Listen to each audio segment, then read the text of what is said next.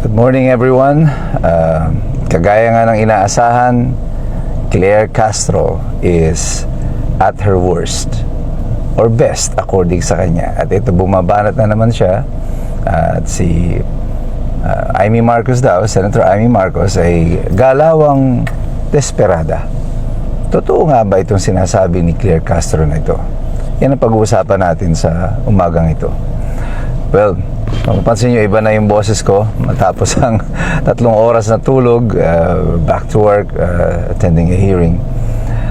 Pero nadaanan ko dito sa Facebook, sa TikTok, itong mga statement ni Claire Castro.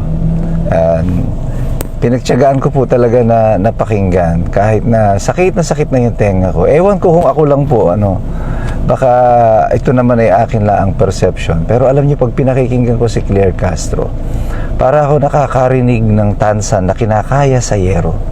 Masakit talaga sa tenga. Ewan ko kung ako lang. But anyway, yung sinasabi niya na to na galawang desperada daw si Amy Marcos, medyo malabo yung statement mo na yan. It actually operates against you, Madam Claire. Yung galawang desperada na sinasabi niya is trying to be parang salitang kanto, salitang kalye, na parang gusto niya maging in, or talagang iyan talaga lang alam niyang sabihin. Uniform answer yan every time na may babanat sa Malacanang, sinasabi niya galawang desperado, galawang desperada. Desperada si Amy Marcos na desperado siya saan? Nasiraan yung kanyang kapatid, nasirain ang pangalan nila, at ang katwiran niya ay ang interest daw ni Amy baka iligtas yung kanyang mga kaalyado. Talaga? I mean, sinong Pilipino, sinong ordinaryong mamamayan na makakaisip na mas pipiliin niya na protektahan ang mga taong hindi naman niya kaano-ano, hindi niya mga best friend, hindi niya mga naging matalik na kaibigan, at lalong hindi niya kaapelyido or kapamilya. Pero mas pipiliin nila ang niyang proteksyonan ng mga ito at siraan ng kanyang kapatid at sabihin na si Bongbong Marcos ay isang tunay na drug addict. I don't think so. Pero totoo ang sinabi mo na si Amy Marcos ay galawang desperada. Pero hindi siya desperada para sa politika. What the Philippine people saw is someone who is a desperate sister. Isang desperadang ate na nagpupumilit na iligtas ang kanyang kapatid sa tiyak na kapahamakan. Yan ang nadinig namin sa kanya. Ang tinig ni Senator Amy Marcos, bagamat matalim, ramdam mo na ito ay punong-puno ng pagmamahal para sa kanyang kapatid. Pero alam mo na siya ay exasperated na siya ay pagod na.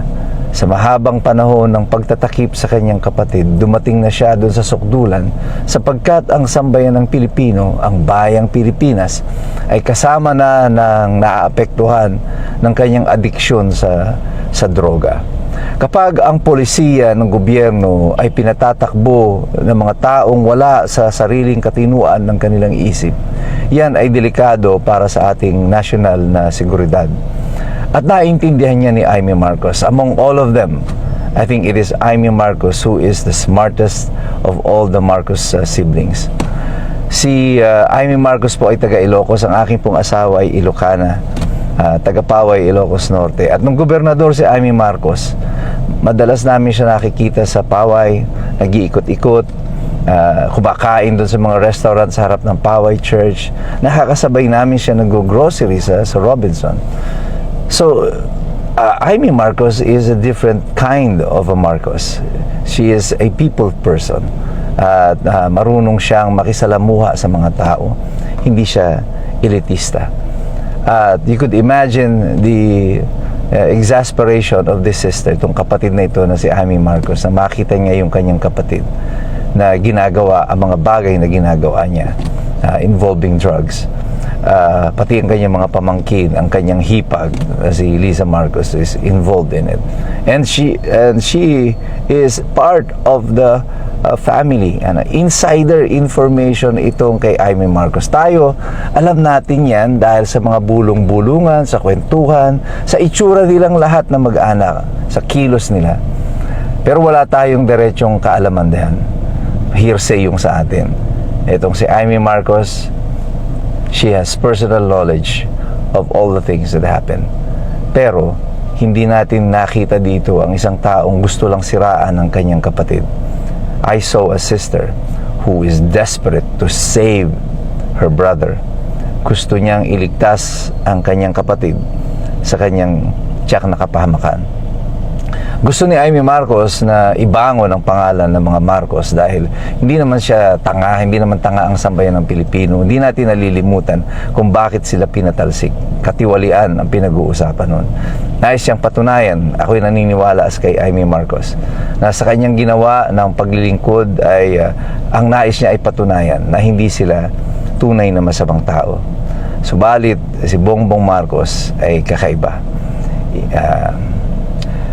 I think the influence of drugs and all the people around him, yung mga barkada niya, and now his own cabinet na nagmimistula o nag-aasta-astahang mga presidente at ginagamit ang titulo ni Bongbong Marcos para sa kanilang kapangyarihan. Ay ito ang tunay na nagpasama lalo sa sitwasyon ni Bongbong Marcos. At ang isang kagaya ni Amy Marcos na nakikita ito na nagaganap sa kanyang kapatid, saw this telling the truth about her brother as the final act and the only way na maililigtas pa niya ang kanyang kapatid. Hindi niya kaya nang i-tolerate kung anong nangyayari because the national interest is at stake. Kaya hindi ako talagang a fan, although I like Amy Marcos, nung nakita ko siya noon sa Ilocos Norte, but hindi ako fan ni Amy Marcos. But I truly admire Amy Marcos for standing up, just like how she did it yesterday. Kung paano siya nanindigan kahapon, hinahangaan ko po si Amy Marcos. Napakahirap pong gawin yung ginawa niya. Napakahirap na desisyon yung ginawa ni Amy Marcos. Kaya Senator Amy Marcos, huwag mong pakinggan itong si UC Claire. Alam ko namang hindi mo siya pinakikinggan. But nonetheless, be assured that the people are behind you. Kami ay sumusuporta sa iyo. Kami ay naniniwala sa sinasabi mo.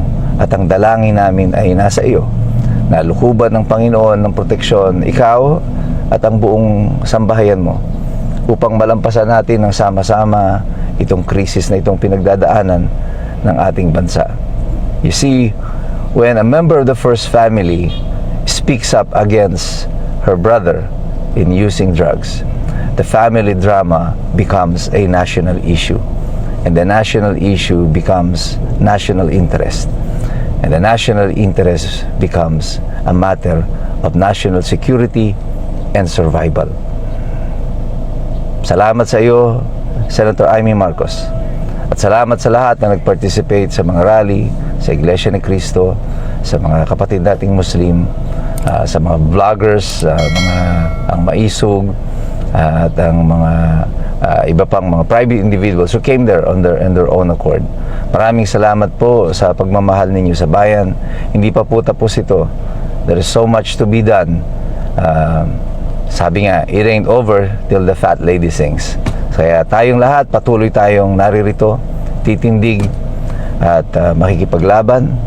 Pero tayo ay patuloy na mag-aaral sapagkat mahirap makialam ang taong walang alam. God bless you, God bless us all. Mabuhay ang Republika ng Pilipinas.